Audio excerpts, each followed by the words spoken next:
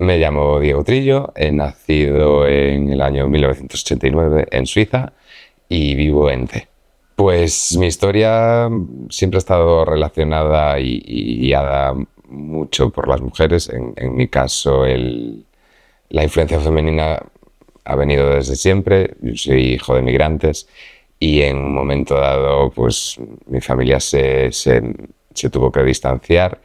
y en esa distancia yo me quedé con en la parte femenina. Ahora ya está todo en conjunto otra vez y vuelvo a tener la influencia de mi padre, pero siempre he tenido a mi abuela, a la figura de mi bisabuela, que han sido siempre mujeres muy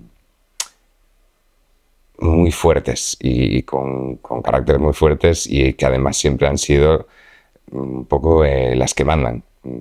Para mí ha sido la referencia del matriarcado gallego por excelencia. Siempre han sido las figuras de mi abuela, mi bisabuela, pues que eran emprendedoras y que salían si tenían que salir y construían si tenían que construir y eso es un poco lo que me ha llevado hasta aquí y siempre en relación con la parte femenina y hoy en día en mi trabajo las personas que trabajan conmigo son 100% mujeres y me encuentro muy cómodo con ello. Mi trabajo actual, pues yo trabajaba por cuenta ajena en Madrid y en un momento dado pues quise volver a Galicia y montar aquí, aportar mi pequeño grano de arena a un pueblo, a una sociedad un poco más pequeña y montar algo un poco diferente. En ese proceso siempre, pues lo que decía, siempre me he visto rodeado de personal femenino, que es a las personas que acababa contratando. Nunca me he planteado muy bien o por qué o por qué acababan siendo siempre mujeres, sino porque bueno, la conexión siempre a la hora de hacer una entrevista o a la hora de buscar a alguien que encajase en un equipo pequeño y con la cultura que ya teníamos, pues acababan siendo siempre mujeres en este caso. Nos hemos planteado alguna vez pues que sí, que igual estaría genial pues aportar algún punto más, siempre un poco más diferente y introducir a algún hombre en el equipo, pero nunca se ha dado la, la situación de poder congeniar tanto o que el equipo congeniese tanto de esa manera. Entonces, sí, ahora mismo estamos genial. Las mujeres en Galicia, o lo que mi percepción por lo menos en esta zona, en la Costa de la Morte, en un pueblo pequeño, siempre ha sido que eran las que mandaban, que eran las mujeres, eran las que llevaban los pantalones, que es la frase esta horrible, pero además un poco en la sombra, porque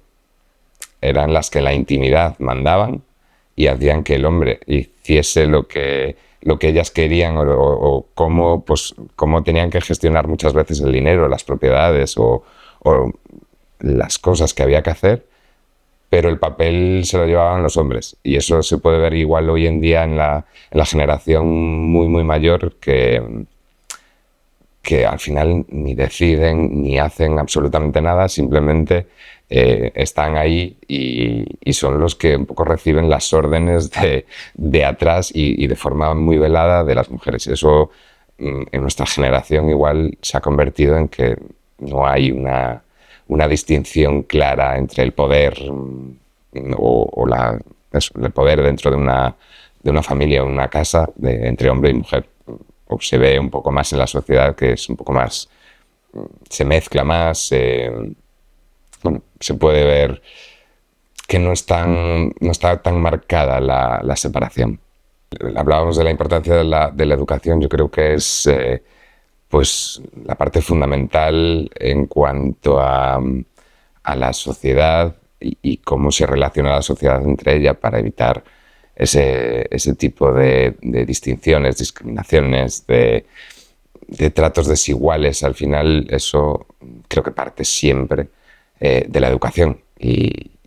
normalmente no solo la educación ni la más importante puede llegar a ser incluso en el cole o en el instituto, sino que parte en casa. Y ahí es donde podemos ver también muchas diferencias o en el entorno, mi entorno, donde yo puedo ver las diferencias que hay a día de hoy entre padres de un tipo, padres de otro, o parejas de un tipo, parejas de otro, de cómo se relacionan o cómo afrontan la crianza de sus hijos, viene fundamentalmente de su crianza. Entonces ahí es donde podemos también ver, o donde yo puedo ver un poco la influencia que ha tenido la madre o el padre, o normalmente la parte más femenina, que es la que tradicionalmente se ha dedicado más a la educación del niño.